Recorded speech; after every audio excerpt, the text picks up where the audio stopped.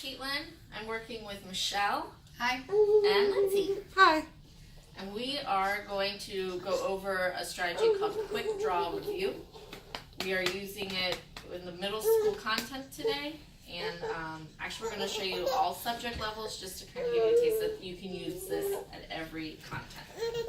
We do believe that this is good for every grade level. It is a very simple strategy, easy to throw together, and it is a review strategy. So you use vocabulary words, you tell the student the vocabulary word, and they draw it and the rest of the class guesses. So we like it because it's a visual, and as we've learned in this class, English language learners love using visuals. It is easy to identify and it will help them cognitively.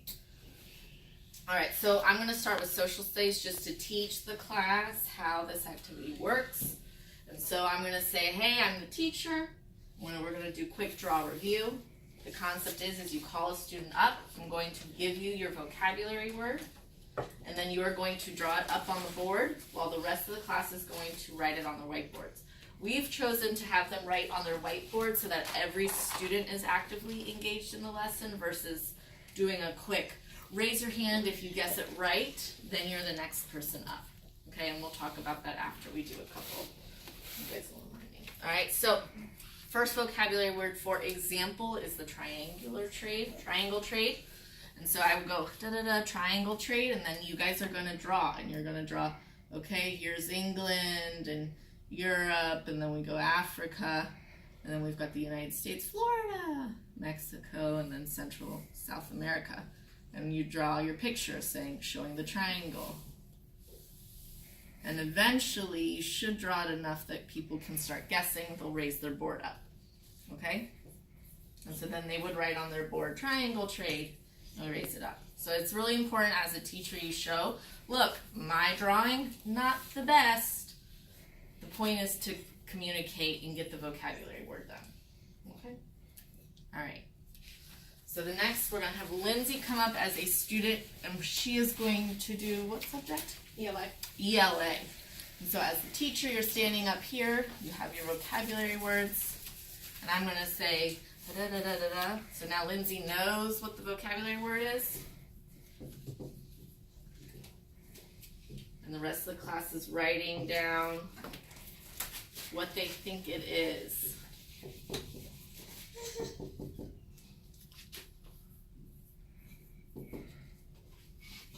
All right.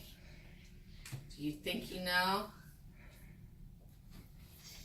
All right, and give the class time to think because you do want to make sure that everyone has processing time. And then they're going to raise it up, say, everyone please show me what you got. Awesome, awesome. All right, who'd like to come up next? I personally, as a teacher, I like having to switch it up between volunteers to come up, but also calling out certain students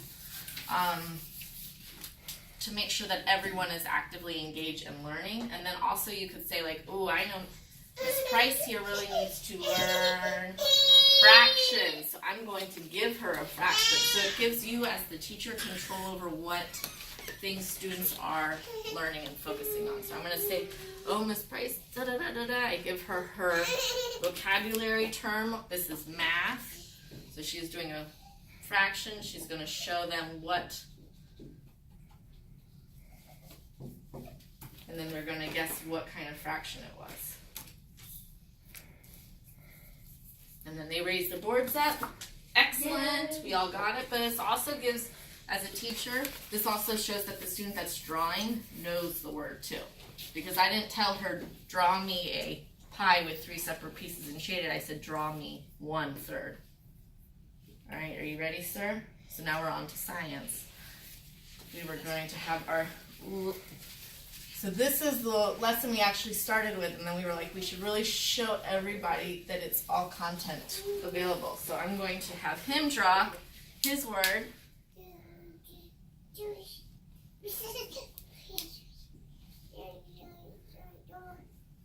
Excellent.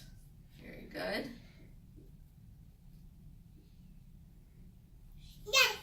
Awesome. And so he has an arrow pointing to, and this is parts of a plant, science. And then the group's going to raise it up. Ta-da! Leaf. And then he goes down.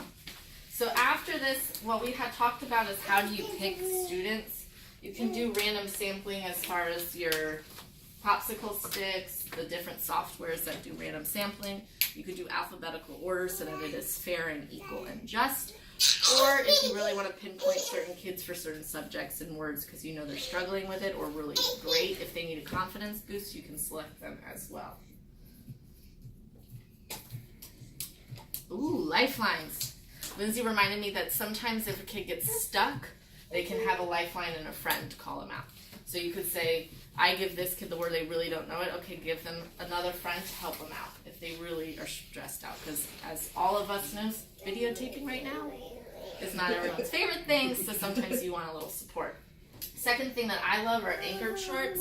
It's another visual. So if you have a really great creative student that loves to draw but maybe isn't your vocal student raising their hand, and you see them draw something that every kid gets, have them take chart paper and draw it, and then it's a permanent subject in your classroom. Is that anything else to add? From the anchor chart as well, you can add to it as we keep going along throughout the lesson. If someone drew a really good plant but can't label, another kid could come up and label one part. Another kid could come up and label another at the anchor chart. This way it's self-owned and throughout the class. Yeah, and group, and then the whole class owns it as well. All right. Thank you so much. If you have any questions, we'd be happy to answer them.